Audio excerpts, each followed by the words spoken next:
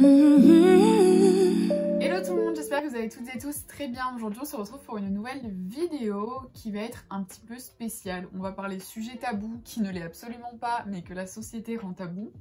Super. Aujourd'hui on va tout simplement parler règles et protection hygiénique. Pour vous remettre un petit peu dans le contexte, d'ailleurs ceux qui ne me suivent pas encore sur Instagram, je vous invite à le faire. En gros, hier soir, j'ai mis un post sur Instagram, enfin j'ai reposté une vidéo que j'ai vue sur Instagram où c'était la maman de Maëlle. Maëlle qui c'est, si vous ne la connaissez pas, c'est la jeune fille de 17 ans qui est décédée en Belgique dû au syndrome du choc toxique en fait, à cause de son tampon. La maman de Maëlle a du coup maintenant pris la parole pour s'exprimer sur la situation et sur l'expérience de sa fille tout simplement. Et dans la vidéo elle dit bien comme quoi elle essaie vraiment de relayer un message pour que toutes les filles l'entendent. Donc je pense que c'est important d'en parler également en tant que fille. Déjà première chose, qu'est-ce que c'est le syndrome du choc toxique? C'est tout simplement une infection générale de l'organisme par les voies sanguines. Comme vous pouvez l'entendre, c'est quand même quelque chose qui est très grave, qui touche particulièrement du coup les femmes qui portent des tampons ou même des cups, d'ailleurs on en parlera juste après. Mais il faut savoir que c'est quelque chose qui n'est pas à prendre à la légère, très clairement.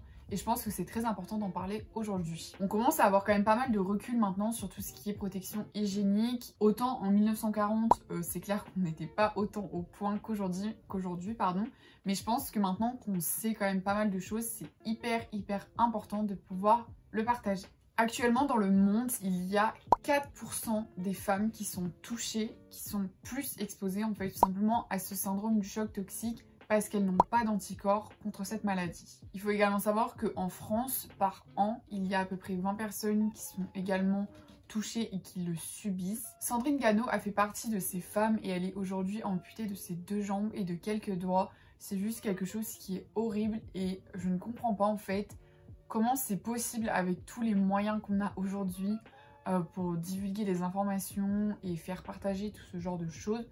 Comment c'est possible que pratiquement personne ne soit au courant du danger que ça engendre? Je tiens aussi à dire que c'est une maladie qui, attention je lis, n'est pas classée comme maladie à déclaration obligatoire. Ce qui fait que du coup, les personnes n'ont pas assez de moyens pour en faire des études. Ça c'est super. Je tenais quand même à vous faire part un petit peu de mon expérience parce que c'est vrai que moi j'ai une sacrée expérience avec tout ce qui était tampons, serviettes hygiéniques et tout. Des répercussions que ça a pu avoir sur mon organisme et tout simplement du coup sur clairement ma vie privée en fait. Donc on est un petit peu rentré dans les détails aujourd'hui. C'est pas quelque chose qui me dérange parce que c'est pas quelque chose de tabou pour moi. C'est plus quelque chose de général de la façon dont je vais vous en parler. Donc premièrement il faut savoir que moi, Manon, j'ai eu mes règles à l'âge de 9 ans. Donc très tôt. En effet je les ai eues vers la fin du CM1 si je vous dis pas de bêtises. Donc ça fait quand même aujourd'hui 11 ans que j'ai mes règles. Ça commence à faire un petit bout de chemin qu'on fait ensemble quand même. Et c'est vrai que depuis ces 11 ans, j'ai appris beaucoup de choses et je voulais vraiment vous en faire part. Quand j'ai commencé à avoir mes règles, j'ai uniquement porté des serviettes pendant très longtemps, du début en fait jusqu'à la fin de 3e je crois. Mi-3e, fin de 3e il me semble. Et après du coup j'ai commencé à passer au tampon parce que forcément arrive la seconde, l'été on va à la plage avec les copains, on n'a pas trop envie de leur dire désolé je peux pas aller à la plage, j'ai mes règles. Alors qu'en soi il n'y a rien de mal à ça mais bon bref. Comme j'ai des parents qui sont quand même très ouverts là-dessus, c'est vrai que j'ai énormément de chance là-dessus. Ma mère m'a directement dit écoute t'as qu'à mettre des tampons. Bon alors déjà l'expérience avec le tampon, la première fois que j'ai dû mettre un tampon, je me rappelle encore, je me le revois encore, je vous jure que j'ai vraiment souffert le martyre. C'était horrible, vraiment pire expérience de ma vie, je ne la conseille pas du tout. Le premier jour ça s'est pas très bien passé, mais en revanche après j'ai commencé clairement à y prendre goût. C'est vrai que vous n'avez pas la sensation de la serviette qui moi vraiment c'est une sensation que je déteste.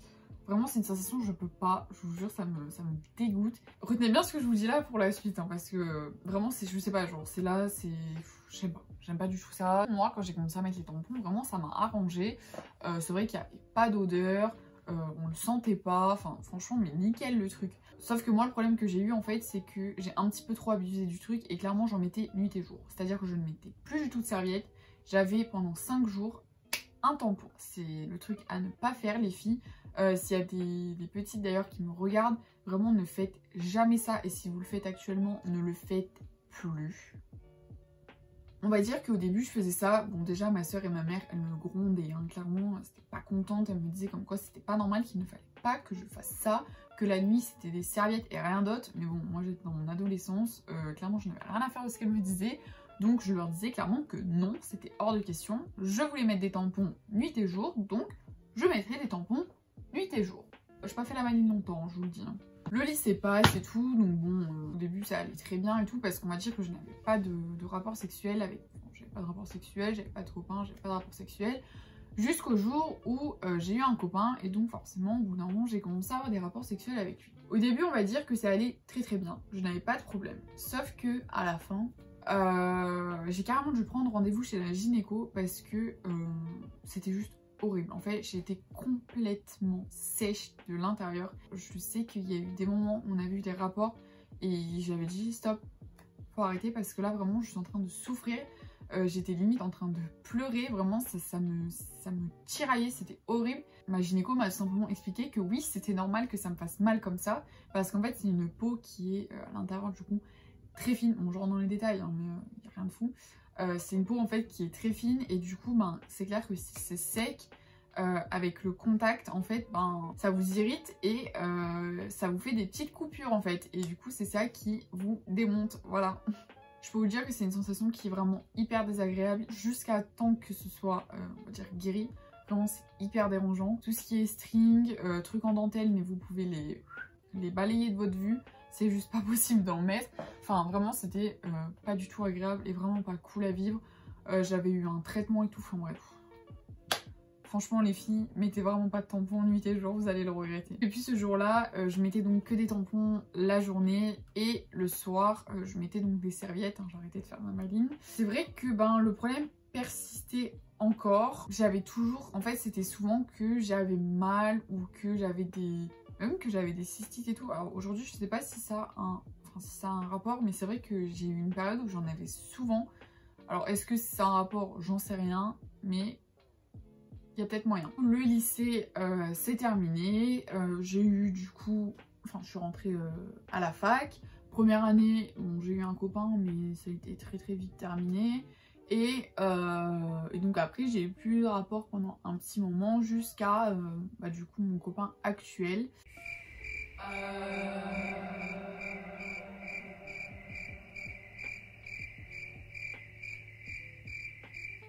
C'est vrai que de plus en plus on commençait à avoir sur internet le truc avec les culottes menstruelles. Donc au début je me disais que c'était juste pas possible parce que déjà moi qui de base ne supportais pas les serviettes, je me voyais mais alors pas du tout porter des culottes menstruelles. Vraiment c'était no way. Et ma soeur a commencé à m'en parler et elle m'a dit qu'apparemment c'était vraiment bien, qu'elle connaissait des personnes qui les avaient et pour qui ça se passait extrêmement bien. Donc je me suis dit pourquoi pas. Alors certes ça a un coût, moi j'ai eu de la chance, c'est ma maman qui me les a payés, mais je pense que sur le long terme vous êtes plus que gagnant, vraiment. Ça fait donc maintenant 3 mois que je les utilise, donc pour mes 3 dernières périodes de règles je les ai utilisées et extrêmement bien les filles, c'est le top du top. Clairement je ne pourrais jamais repasser à des serviettes ou à des tampons. Donc il faut savoir, parce que du coup vous avez été plusieurs à me poser des questions quand j'ai posté le truc parce que vous étiez assez sceptiques à ce mouvement de culotte menstruelle. Donc du coup j'ai un petit peu noté vos questions et je vais essayer d'y répondre au maximum. Pour ce qui est de la marque de culotte que j'utilise, c'est la marque Elia Lingerie. Ce qui est cool avec cette marque, c'est que la production est faite à la demande, c'est-à-dire que tant que personne ne commande de culottes, en fait, il n'y a pas de production. Donc ça évite en fait tout simplement une surproduction. Donc ça déjà c'est super cool. Et c'est une marque qui est 100% française. La question qui est également énormément revenue, c'est le fait que vous ayez peur que ça déborde. Alors les filles, il faut savoir qu'en fait vous avez 3 types de culottes. Vous avez le tanga qui est d'ailleurs à 43 €. Comme ça je vous donne tout, moi vous pouvez un petit peu vous situer.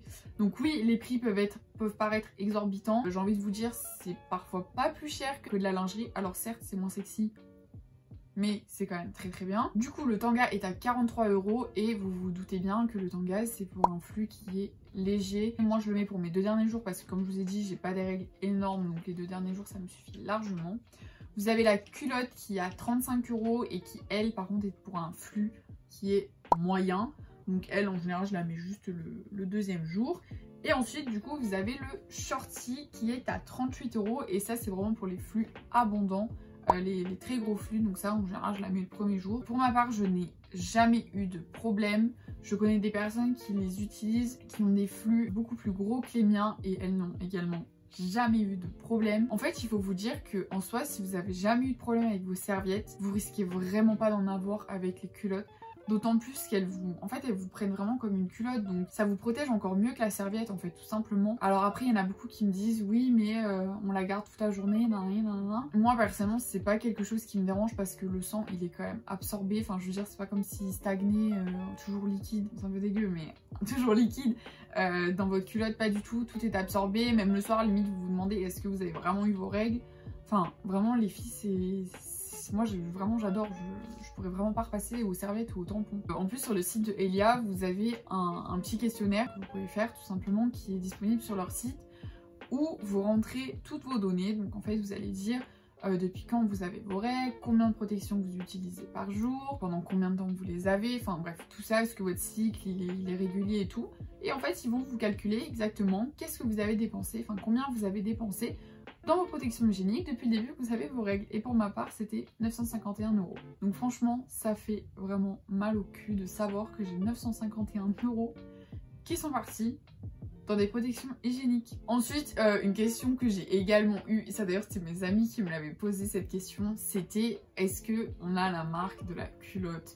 Alors je sais que nous, aujourd'hui, c'est vraiment une phobie d'avoir cette marque de culotte. Alors pour ma part, enfin, à moins que vous mettiez un legging, oui, vous pouvez avoir un petit peu la marque, mais autrement, non, vous n'avez pas la marque de la culotte. À partir du moment où vous prenez votre taille, d'ailleurs, prenez votre taille habituelle parce qu'elle taille vraiment très très bien. Pour ma part, j'ai pris du M. Enfin, j'ai jamais eu de traces de culotte. Après, je sais que moi, la plupart du temps, je mets quand même des jeans. Ou alors, sinon, quand je reste à la maison, je mets des joggings. Mais bon, je suis à la maison, donc qui va avoir ma trace de culotte même, j'ai envie de vous dire? Personne. Enfin, et puis bon, entre nous, je préfère avoir une trace de culotte plutôt qu'un choc toxique. Hein. Se le dise. Au niveau également des odeurs, il n'y a pas d'odeur. Les filles, vraiment, vous pouvez y aller les yeux fermés là-dessus. Vous n'avez pas d'odeur. Tout va très très bien. Vous n'avez vraiment pas à vous en faire là-dessus. Personne m'a jamais dit tu sens mauvais avec ta culotte. Enfin, pas du tout. Enfin, vous n'avez pas d'odeur avec les serviettes, vous n'avez pas d'odeur avec les tampons. Enfin, à part si vous en prenez des bizarres. Je vois pas pourquoi vous en aurez avec les culottes, quoi. Pour ce qui est de la durée, du coup, il faut savoir qu'une culotte, si vous en prenez bien soin, que vous la nettoyez à la main et tout, ça peut vous durer jusqu'à 7 ans. Enfin, c'est juste dingue. C'est presque moi, le temps que j'ai depuis que j'ai mes règles, en fait. C'est plus que des économies, en fait. Et au fait, je suis en train de me dire, c'est un truc de malade. Du coup, voilà, les filles, je pense vous avoir dit vraiment le maximum de choses à ce sujet. Si vous avez d'autres questions, n'hésitez vraiment pas à me les poser en commentaire. Et si vous n'avez pas envie de me les poser en commentaire parce que pour vous, ça vous gêne ou quoi, n'hésitez vraiment pas à venir me les poser sur mon Instagram. Je vous répondrai avec grand plaisir. Sachez vraiment qu'il faut prendre extrêmement soin de tout ce qui se passe en bas parce que c'est très important et ça peut avoir de très lourdes répercussions. Encore aujourd'hui, pour ma part, j'ai un petit peu des répercussions là-dessus. Vraiment, n'hésitez pas à commander des culottes menstruelles. Je vous assure que vraiment, vous ne regretterez pas. Pour ma part, je vous fais plein de gros bisous et je vous dis à la prochaine. Bye!